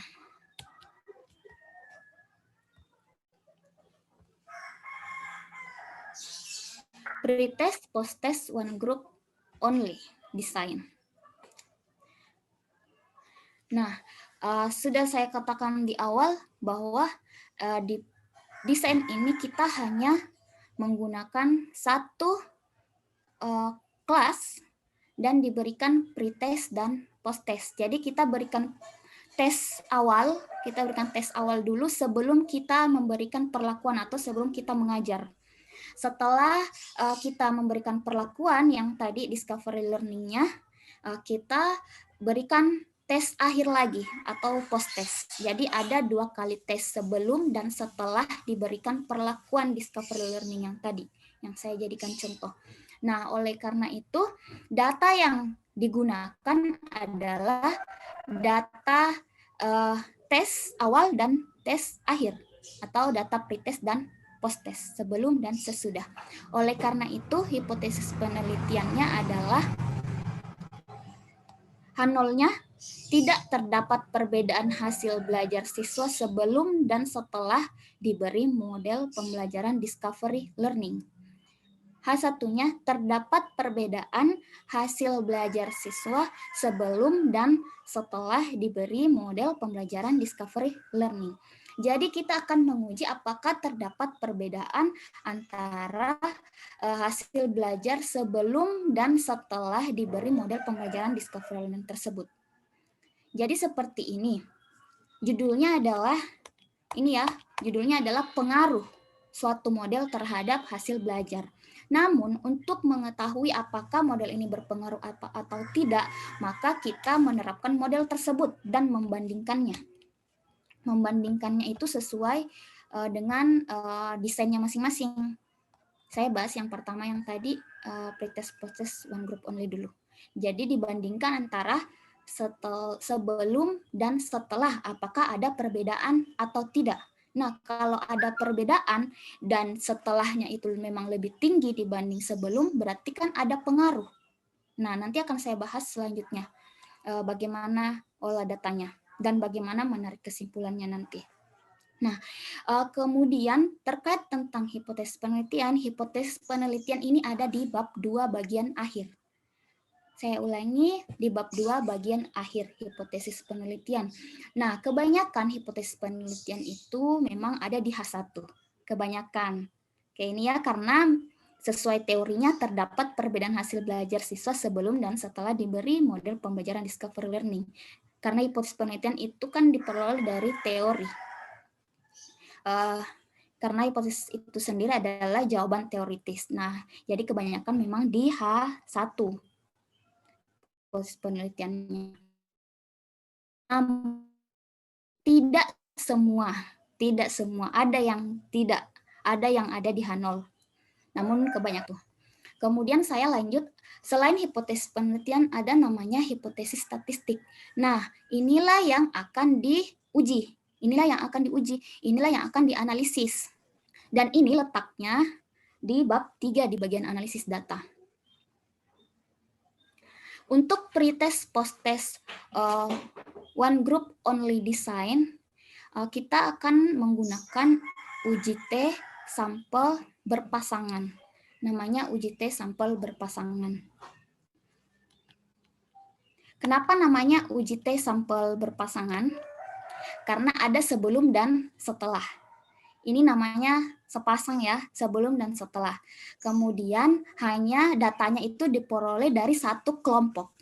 Datanya diperoleh dari kelompok yang sama, satu kelompok itu. Contohnya seperti ini ya. Datanya diperoleh dari kelompok sampel yang sama, namun kita memperoleh datanya 2 kali, sebelum dan setelah di sampel yang sama. Nah, itulah kenapa kita menggunakan uji T sampel sebelum dan setelah. Berpasangan karena datanya diperoleh dari sampel yang sama. Hipotesis statistiknya itu mu1 sama dengan mu2. Ya, H1-nya itu H0-nya, H1-nya mu1 tidak sama dengan mu2. Saya berikan gambaran mudahnya.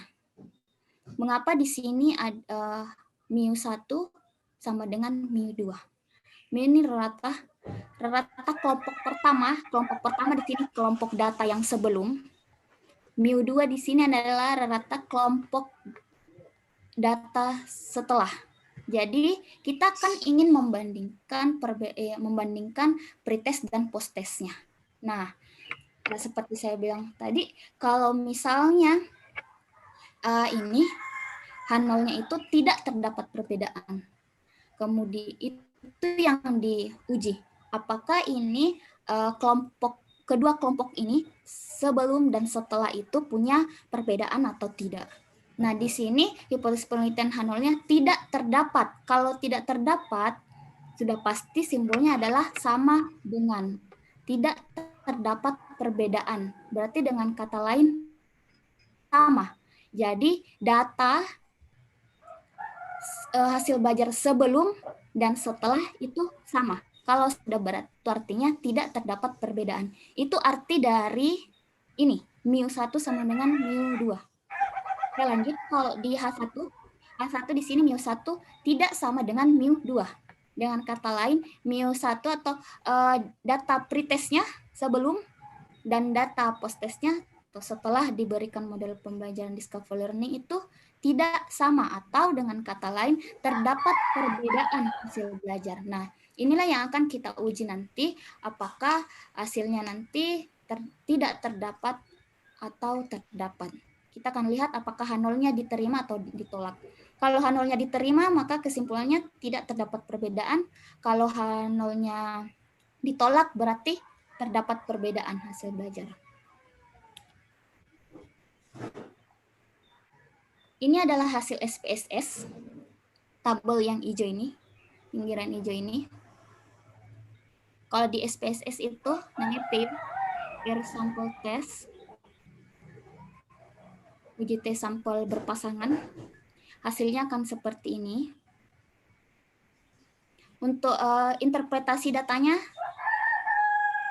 ini pertama, diperoleh perbedaan min atau rata sebesar 1,9. Ini bisa dilihat di sini ya. Ini perbedaannya. Ini diperoleh dari ini, setelah dikurang sebelum. Hasil belajar setelah dikurang sebelum. Jadi diperoleh perbedaan rata-ratanya sebesar 1,9. Jadi rata-rata itu dikurang rata sebelum. Yang berarti selisih hasil belajar siswa antara setelah dan sebelum diberi model pembelajaran discovery learning. Harga positif, dengan positif ya. Di sini positif, tidak ada tanda negatif di sini. Harga positif ini bermakna setelah diberi model pembelajaran discovery learning, hasil belajar siswa lebih tinggi daripada sebelum diberi model pembelajaran discovery learning. Jadi kalau misalnya olah data kalian di sini ada tanda negatif, itu berarti sebelumnya lebih tinggi daripada setelah. Nah, itu perlu diperhatikan baik-baik. Jangan sampai justru data sebelumnya lebih tinggi daripada setelah. Diperhatikan di bagian sini. Kemudian harga statistik T ini berarti T hitungnya 6,862 dengan derajat bebas 9 dan angka signifikansinya 0,000. Nah, atau p-value. Nah, ini yang tadi saya katakan, yang perlu kalian ingat. P-value-nya 0,000.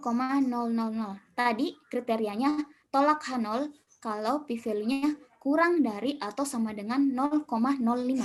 Nah, di sini karena p-value-nya itu kurang 0,000 dan itu kurang dari 0,05, jadi H0-nya ditolak.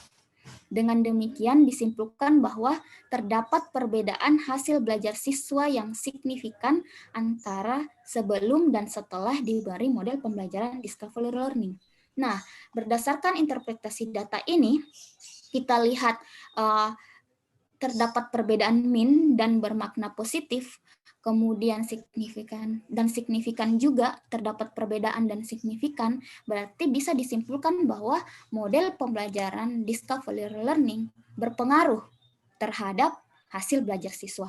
Nah, jadi kan sesuai dengan judul penelitian kalian, judulnya kan pengaruh model pembelajaran discovery learning terhadap hasil belajar. Nah, dari hasil olah datanya di sini kita lihat selisihnya, perbedaan minnya positif, kemudian kesimpulan dari hasil ini, p-value-nya itu H0-nya ditolak, lebih kecil dari 0,05, dan disimpulkan bahwa terdapat perbedaan hasil belajar siswa yang signifikan. Nah, dari dua hal ini, kita dapat menyimpulkan penelitian kita bahwa terdapat pengaruh discovery learning terhadap hasil belajar siswa. Nah, itulah tadi penjelasan mengenai kalau kalian memilih desain pretest post-test one group only. Jadi pretest post-test hanya satu grup. Kalian menggunakan uji tes sampel berpasangan. Jadi kesimpulannya, kalau kalian penelitiannya eksperimen dan desain eksperimennya itu kalian pilih pretest post-test one group only, maka analisis data yang kalian pilih atau kalian gunakan adalah uji tes sampel berpasangan. Ini yang perlu kalian ingat. Kesimpulannya, singkatnya, kalian kalau desain eksperimen kalian, ini nih, kalau bisa hafal juga sekarang ini. Kalau desain eksperimen kalian pretest post-test one group only, maka uji yang kalian gunakan adalah uji tes sampel berpasangan. Baik. Tutorial SPSS-nya untuk uji tes sampel berpasangan ini juga ada di YouTube saya. Ini ada linknya ya.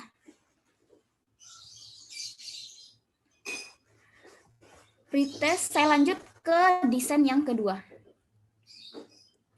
Desain yang kedua namanya pretest post-test control group design.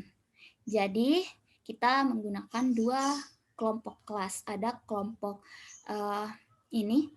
kelompok eksperimen, ada kelompok kontrol. Jadi ada yang diberikan perlakuan, ada yang tidak. Nah, karena ada kelompok yang diberikan perlakuan dan ada yang tidak, maka hipotesisnya seperti ini. H0, tidak terdapat perbedaan hasil belajar siswa yang diajar dengan model pembelajaran discovery learning dan tanpa diajar dengan model pembelajaran discovery learning. H1-nya terdapat perbedaan hasil belajar siswa yang diajar dengan model pembelajaran discovery learning dan tanpa diajar dengan model pembelajaran discovery learning. Karena yang kalian bedakan adalah yang menggunakan yang kalian ajar dengan discovery learning dan yang tidak, di mana yang tidak ini tetap belajar seperti sebelumnya, tidak diberi perlakuan sama sekali oleh kalian. Nah, maka hipotesis penelitiannya seperti ini. Namun kalau misalnya ada di antara kalian yang eksperimennya mungkin kalian tidak hanya menggunakan satu model pembelajaran, mungkin menggunakan dua, kalian gunakan dua kelas, satunya mungkin discovery learning, satunya mungkin kooperatif, kalian mau membedakan mana lebih tinggi hasil belajarnya atau mungkin ternyata sama saja. Nah itu sama, bisa menggunakan hipotesisnya seperti ini. Yang kalian ganti berarti yang diajar dengan discovery learning dan yang diajar dengan model pembelajaran kooperatif misalnya ya. Misalnya siapa tahu ada di antara kalian yang judulnya seperti ini. Tapi saya lihat kebanyakan memang kayak cuma satu model. Jadi saya berikan contoh yang sesuai saja. Hipotesis statistiknya sama. μ1 untuk H0. Ini gambar pada soal matematika saya tidak muncul. Apabila saya reload halaman di Dispada, apakah semuanya akan terulang atau tidak masalah? H0-nya itu μ1 sama dengan μ2, kemudian hipotesis statistik untuk H1-nya μ1 tidak sama dengan μ2. Penjelasannya seperti yang tadi, μ1 di sini kelompok, berarti kelompok yang rata kelompok pertama itu ingin dibandingkan dengan rata kelompok kedua. Jadi kita membandingkan antara kelas kontrol dan kelas eksperimen. Misalnya kelompok satunya adalah kelas kontrol, kelompok dua adalah kelas eksperimen. Nah, itu kalian ingin membedakan. Nah, kalau sama seperti yang sebelumnya, kalau misalnya dia H1, μ1 sama dengan μ2, berarti skor rata kelompok yang diajar dengan discovery learning dan tanpa itu sama, berarti tidak terdapat perbedaan. Hipotesis statistik yang H1-nya, μ1 tidak sama dengan μ2, berarti rata kelompok yang diajar dengan discovery learning dan tidak diajarkan dengan discovery learning itu berbeda. Berarti terdapat perbedaan. Di sini ada tanda tidak sama dengan. Jadi sama saja ya untuk hipotesis statistiknya, karena intinya adalah kita membedakan rata dua kelompok. Bedanya kalau yang tadi itu data kelompok yang diperoleh dari satu kelompok. Jadi sampelnya sama. Kalau yang ini kita mendapatkan data dari dua kelompok. Jadi sampel yang kita bedakan itu beda. Kelompok 1 dan kelompok 2. Yang diberikan perlakuan dan yang tidak.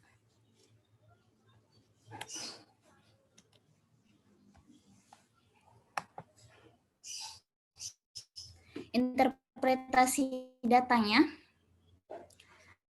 Nah, hasil untuk olah data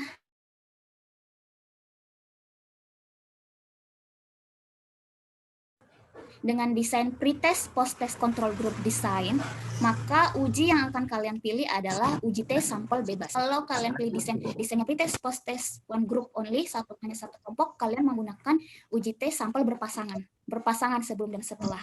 Nah, kalau kalian menggunakan desain yang kedua, desain pretest, post-test, control group design, jadi ada dua kelompok.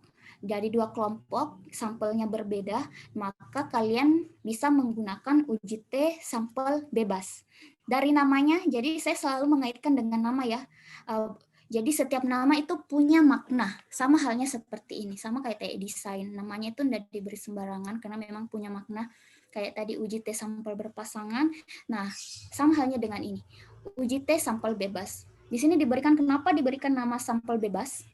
Karena kedua kelompok sampel ini bebas satu sama lain. Jadi bukan orang yang sama, orangnya beda. Jadi bebas. Jadi beda antara kelompok 1 dan kelompok 2 sampelnya. Jadi itulah kenapa diberikan nama uji tes sampel bebas. Nah, untuk interpretasi datanya sendiri, tolong diperhatikan tabel ini. Nah, cara baca tabel ini hasil SPSS. Pertama-tama, kita melihat dari kolom ini. Kita perhatikan equal variance assume. Pada baris ini, Levin test for equality of variance, kita lihat baris ini. Kemudian kita lihat F hitungnya. F hitungnya di sini diperoleh 0,562. Dengan angka signifikansi 0,462 atau p-value-nya itu 0,462 lebih dari 0,05. Karena ini lebih dari, berarti varians populasi kedua kelompok sama atau homogen. Jadi kita lihat dulu, kelompok ini homogen tidak? Sama tidak? Nah, kalau misalnya di sini homogen, karena kan di sini kesimpulannya homogen nih. Karena dia lebih dari 0,05 di sini p-value-nya, jadi kesimpulannya homogen. Nah, kalau homogen, maka kalian memerhatikan barisan yang pertama. Ingat, kalau dia homogen, maka perhatikan baris yang pertama di sini. Namun, kalau misalnya di sini ya, misalnya signifikansinya 0,01. Nah, kalau p-value-nya 0,01 itu kan kurang dari 0,05. Nah, kalau kurang dari 0,05, maka baris yang dilihat adalah baris yang kedua. Nah, ingat ya, kalau kurang dari 0,05 p-value-nya atau sama dengan 0,05, maka baris kedua yang dilihat. Nah, kebetulan untuk data ini signifikansinya atau p-value-nya itu lebih dari 0,05 dan itu artinya homogen, maka yang diperhatikan adalah baris yang pertama. Sehingga yang dibaca adalah baris yang pertama ini. Di sini terlihat bahwa karena varians data homogen, maka akan dipilih kolom equal variance assume. Dan pada baris ini, t-test for equality of means, ini diperoleh t-hitungnya 2,203. Derajat bebasnya 21, signifikansi atau p-value-nya 0,039. Nah, 0,039 ini kurang dari 0,05. Nih, kurang dari ya. Ini kurang dari 0,05 atau H0 ditolak. Dengan demikian, terdapat perbedaan hasil belajar siswa yang diajar dengan model pembelajaran discovery learning dan tanpa diajar dengan model pembelajaran discovery learning. Jadi, itulah mengapa tadi di awal saya meminta kalian menghafal kriterianya, karena itu pasti selalu kita gunakan untuk menarik kesimpulan. Kalau kurang dari 0,05, kalau kurang dari atau sama dengan 0,05, maka H0-nya ditolak. Kalau lebih dari, maka H0-nya diterima.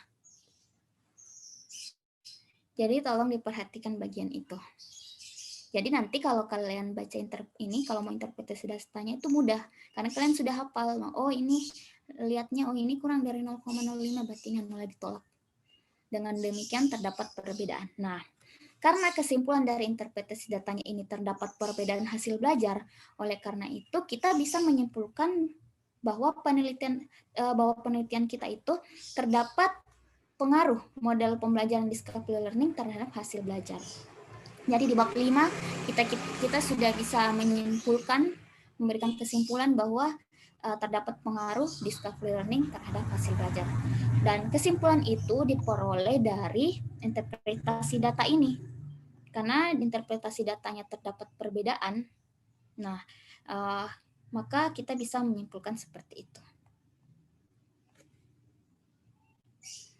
Itulah tadi untuk uji tes sampel bebas. Kesimpulannya yang tadi itu, ini kalau desainnya kalian pilih desain pretest post-test control group design, maka kalian bisa menggunakan uji T sampel bebas. Oh ya, saya hampir lupa. Dan karena ini sering terjadi, ini terkait dengan data yang kalian ambil. Kalau tadi pretest post-test one group only, kalian ambil hasil tes pretest dan post-testnya di satu kelompok itu. Nah, sekarang pertanyaan bagaimana kalau yang kedua kelompok ini? Kalau kita ambil desain yang pretest, post-test, control group desain. Kedua kelompok diberikan pretest dan post-test.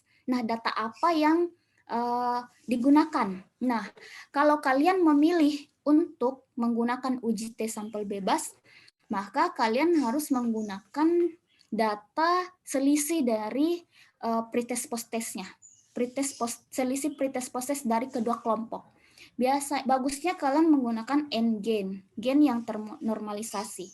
Jadi gainnya itu kayak selisih yang dinormalisasikan.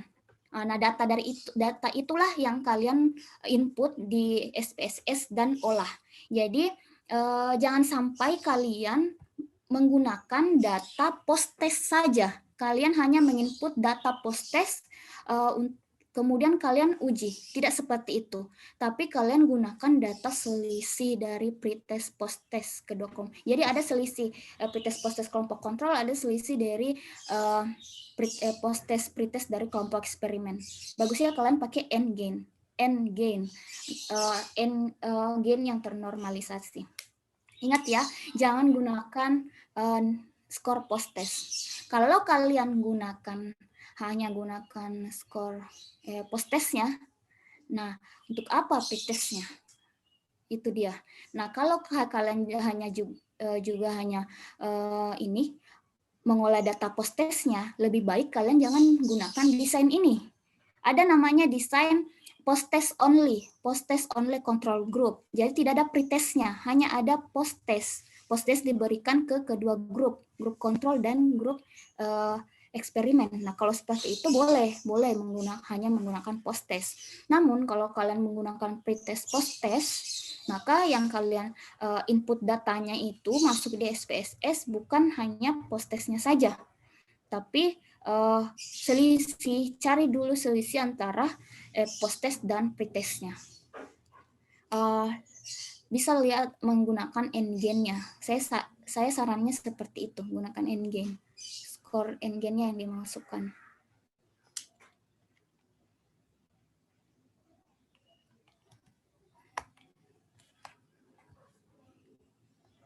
Ada juga sebenarnya uji lain, namun kalau saya baiknya menggunakan ini, tapi kalau yang satunya juga boleh sih, tapi kebanyakan memang gunakan yang ini. Ada namanya analisis covariance, ANACOVA singkatnya. Kalau ANACOVA itu cocok juga untuk desain ini, pretest post-test control group design, tapi dia olah datanya beda lagi, karena begini yang diolah itu keduanya, data pretest dan post-testnya itu diolah, di mana karena pretestnya ini dianggap, misalnya peneliti menganggap pretestnya ini bisa mempengaruhi post-test. Nah, karena dianggap bisa mempengaruhi, maka pretestnya ini dikontrol dulu agar tidak mempengaruhi post-test. Nah, kalau peneliti menganggap seperti ini ya situasinya, maka bisa menggunakan ANACOVA, analisis covariance. Tapi kebanyakan memang menggunakannya yang ini, uji tes sampel bebas.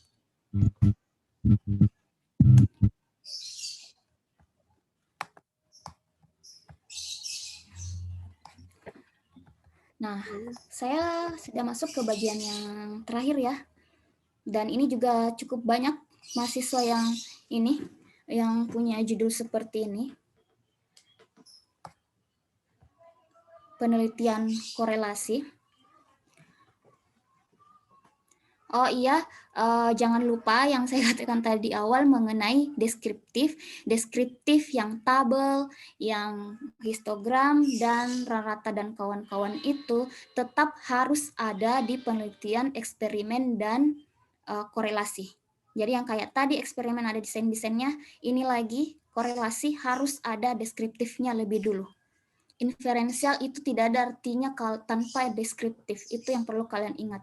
Inferensial walaupun itu terlihat canggih, itu tidak akan ada apa-apanya tanpa deskriptif. Jadi deskriptif dulu bagi teman-teman yang judulnya eksperimen atau korelasi, kalian analisis statistik deskriptif dulu, lalu lanjut ke analisis statistik inferensial yang saya jelaskan tadi dan yang akan saya jelaskan ini. Nah, saya berikan contoh di sini judulnya sama seperti tadi. Untuk memudahkan, saya berikan langsung contoh judulnya saja. Misalnya saya lihat juga ada yang mirip-mirip seperti ini judulnya, hubungan motivasi belajar dengan hasil belajar siswa. Ini adalah salah satu contoh penelitian korelasi. Nah, analisis datanya yang bisa kalian gunakan adalah analisis regresi, namanya analisis regresi. Untuk mengetahui apakah ada hubungan motivasi belajar dengan hasil belajar. Hipotesis penelitiannya, H0, tidak terdapat hubungan antara motivasi belajar dengan hasil belajar. H1-nya, terdapat hubungan antara motivasi belajar dengan hasil belajar siswa. Nah, ini hipotesis penelitiannya ada di H1 lagi ya, itulah mengapa saya katakan di awal tadi memang kebanyakan hipotesis penelitian itu ada di H1, tapi tidak semua. Walaupun kebanyakan. Nah, di sini terdapat hubungan antara motivasi belajar dengan hasil belajar siswa. Nah, H0-nya ini yang mau diuji. Ini adalah hipotesis statistik. H0-nya rho sama dengan 0. Rho, bukan rho yang gentayangan ya. Rho, R-H-O, bukan rho. Bukan rho. Tulisannya R-H-O. Ini baik. Jadi H0-nya adalah rho sama dengan 0. H1, rho tidak sama dengan 0. Rho ini adalah koefisien korelasi populasi. Jadi begini, korelasi itu bergerak, koefisien korelasi ya, bergerak dari min 1 sampai 1. Min 1 sampai 1. Kalau hubungannya positif, berarti maka angkanya itu positif. Semakin kuat hubungannya, maka akan mendekati 1. Kalau misalnya semakin erat hubungannya, maka akan mendekati 1. Tapi kalau misalnya hubungannya itu tidak kuat, maka akan mendekati 0. kalau itu hubungannya positif. Namun kalau hubungannya negatif, maka semakin negatif hubungannya maka akan mendekati negatif 1. Semakin ini akan mendekati 0. Nah, itulah kenapa kalau misalnya rho-nya 0 berarti kan tidak ada hubungan. Tidak ada hubungan karena nanti dia positif kalau dia mengarah ke positif. Nanti hubungannya negatif kalau dia mengarah ke negatif. Jadi kalau dia 0 berarti kan tidak ada hubungan. Nah, itulah kenapa di sini hipotesis statisnya rho sama dengan 0. Karena rho di sini dimaksud adalah koefisien korelasi populasinya. Nah, karena kan kita ingin ini. Kenapa saya bilang populasi? Jangan sampai ada yang ini ya bertanya-tanya kenapa saya tidak bilangnya sampel. Karena kan kesimpulannya nanti akan ke populasi, bukan ke sampel. Namanya juga inferensial ya. Inferensial itu berarti kita akan menggeneralisasi ke populasi. Jadi data hasil sampelnya kita simpulkan ke populasi, bukan hanya berlaku di sampel tersebut. Itulah kenapa di sini hipotesisnya simbolnya adalah rho, bukannya R. Karena kan koefisien korelasi biasanya R kecil. Nanti kalian lihat nanti di analis data akan saya jelaskan juga. Nah, itulah artinya. Ibu, ya. sekedar mengingatkan bahwa sisa waktunya tinggal 15 menit lagi. Oke. Terima kasih, moderator. Baik, saya lanjut. Jadi tidak perlu terlalu pusing ya tentang simbol-simbol ini, karena simbol-simbol ini sebenarnya artinya kayak begini. Kalau ya H1-nya rho-nya tidak sama dengan 0, berarti karena rho-nya tidak sama dengan 0, berarti kan ada hubungan, entah dia positif atau negatif. Karena tidak sama dengan 0. Tidak sama dengan 0 artinya ada hubungan. Nah, inilah artinya rho tidak sama dengan 0, terdapat hubungan. Aduh. Ya. Untuk regresi ini agak panjang penjelasannya dibanding yang tadi. Kalau yang tadi saya jelaskan ada cuma kayak masing-masing satu tabel, tapi kalau di regresi itu agak banyak. Kenapa? Karena kapan kita analisis regresi, maka korelasinya juga akan muncul. Jadi kan ada namanya analisis korelasi, ada namanya analisis regresi. Namun kalau kita memilih regresi, korelasi juga akan ada di dalamnya. Itulah mengapa kebanyakan menggunakan regresi, apalagi kalau di teori memang sudah mengatakan bahwa ada pengaruh. Kalau teorinya sudah mengatakan ada pengaruh, bukan hanya hubungan, sudah pasti akan menggunakan regresi. Dan di dalam regresi juga sudah akan memperlihatkan korelasinya. Jadi agak banyak. Pertama itu nanti ada tabel, hasil SPSS-nya itu tabel pertama ini, di model summary-nya ini tentang korelasinya. Berdasarkan hasil analisis korelasi, koefisien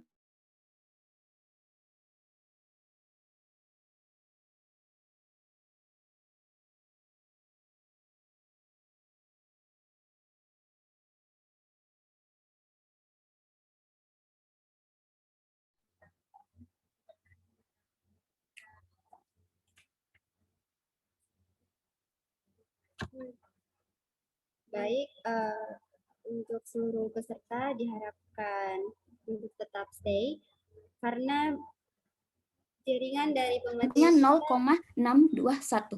Di sini kelihatan ini namanya koefisien X-nya X variabel bebas, yaitu variabel terikat. Jadi variabel bebas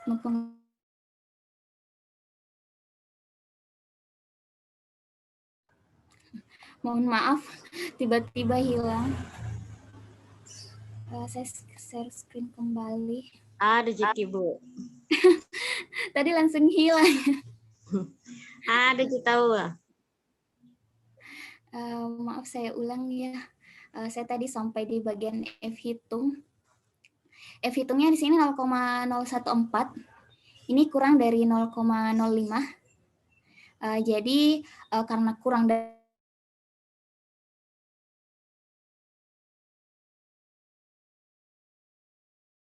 saya selalu bilang kurang dari 0,05 Hanul ditolak. Mudah-mudahan setelah ini dihafal ya. Di sini kurang. Hasilnya kurang dari 0,05, jadi Hanulnya ditolak. Dengan demikian, koefisien korelasi X dan Y-nya itu berarti atau signifikan. Kemudian selanjutnya kita lihat lagi R-square-nya. Di bagian R-square-nya di sini, ini adalah koefisien determinasi. ini di sini hasilnya 0,385. Ini kalau dipersenkan menjadi 38,5%. Nah, ini 38,5% dari variasi yang terjadi pada variabel hasil belajar disebabkan oleh pengaruh variabel motivasi belajar. Jadi dengan kata lain, motivasi hasil belajar dipengaruhi motivasi belajar itu, pengaruh motivasi belajar ke hasil belajar itu sebesar 38,5%. Sedangkan sisanya yang 61,5% itu dipengaruhi oleh variabel lain yang tidak kita teliti, karena kan kita hanya menentu motivasi nih tadi. Jadi 38,5%-nya adalah pengaruh dari motivasi, sedangkan selebihnya itu variabel lain, pengaruh variabel lain yang tidak diteliti. Tabel yang kedua ketika kita analisis regresi adalah tabel ANOVA. Nah, di sini di ANOVA kita akan lihat apakah ini tentang persamaan regresinya. Apakah hasil belajar itu bisa diprediksikan dari motivasi belajar atau tidak? Apakah persamaan regresinya itu signifikan dan dapat digunakan untuk dasar prediksi? Nah, itu dilihat dari ANOVA, tabel ANOVA-nya ini. Begini, di regresi selain koefisien korelasi, kita akan menguji persamaan linearnya.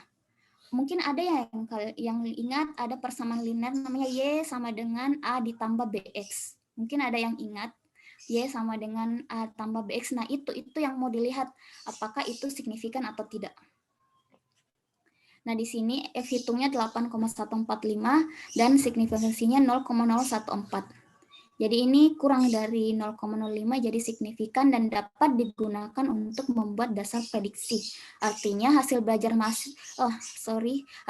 siswa dapat diprediksi dari motivasi belajar. Tabel ketiga ini yang terakhir. Nah, tadi saya sudah bilang ya persamaan regresinya itu Y sama dengan A ditambah BX. Tadi kan sudah bilang di awal kalau persamaan regresinya signifikan. Karena signifikan, kita bisa lihat di tabel selanjutnya. Di sini kita akan menuliskan persamaannya tersebut. Y sama dengan A. A-nya di sini diperoleh dari yang ini. Ini konstan negatif 0,67 ditambah B. B-nya yang ini 0,367X. Karena rumusnya Y sama dengan persamaannya adalah persamaannya adalah A ditambah BX. Artinya rata-rata skor hasil belajar diperkirakan akan mengalami perubahan sebesar 0,367 untuk setiap unit perubahan yang terjadi pada X. Maksudnya seperti ini. Setiap X-nya ini berubah naik satu satuan, maka perubahannya adalah 0,367. Contoh, kalau misalnya di sini X-nya 1, berarti kan akan ada Y-nya itu akan ini ditambah 0,367. Kalau X-nya di sini 2, berarti 2 kali 0,367. Dan akan berpengaruh ke Y. Akan bertambah setiap 0,367. Kalau misalnya 3, X-nya 3, berarti nanti 3 kali 367. Berarti setiap ini ada perubahan terjadi pada X, maka akan terjadi perubahan 0,367. Setiap kenaikan satu satuan X, maka akan meningkat 0,367 hingga akhirnya nanti garisnya akan linear. Karena kan semakin lama X-nya 1 maka akan ada perubahan sebesar 0,367. X-nya 2 akan ada perubahan lagi bertambah 0,367 hingga akhirnya nanti garisnya linear gitu. Nah, itulah kenapa tadi memang hasilnya persamaan regresinya itu signifikan karena memang ternyata bisa membentuk garis linear. Semakin lama semakin tinggi dan itu bisa memperlihatkan bahwa memang motivasi belajar itu berpengaruh terhadap hasil belajar. Nah, hasil analisis diperoleh T hitungnya 2,854 dan P-value-nya 0,014 dan ini kurang dari 0,05 atau H0 ditolak. Dengan demikian, motivasi belajar berpengaruh terhadap hasil belajar. Seperti tadi, karena memang semakin besar motivasinya, semakin besar juga hasil belajarnya. Karena memang kelihatan dari garis linearnya semakin lama semakin tinggi. Ini tutorialnya juga sudah ada di YouTube saya. Jangan lupa subscribe, like, dan komen. Di situ isinya masih sedikit karena masih hanya seputar tentang SPSS. Selain ini juga masih ada masih ada analisis yang lain Namun untuk yang utama yang saya jelaskan hari ini ada uji T sampel bebas, uji T sampel berpasangan, dan analisis regresi ini, karena itu yang paling banyak saya lihat judulnya yang sesuai dengan judul penelitian kalian. Yang sekarang kebanyakan memang yang ini, yang 3 ini. Jadi saya jelaskan yang itu. Baik, itulah tadi penjelasan singkat saya mengenai analisis data, penelitian, baik itu deskriptif, eksperimen, dan korelasi. Assalamualaikum warahmatullahi wabarakatuh. Saya kembalikan ke moderator. Waalaikumsalam warahmatullahi wabarakatuh.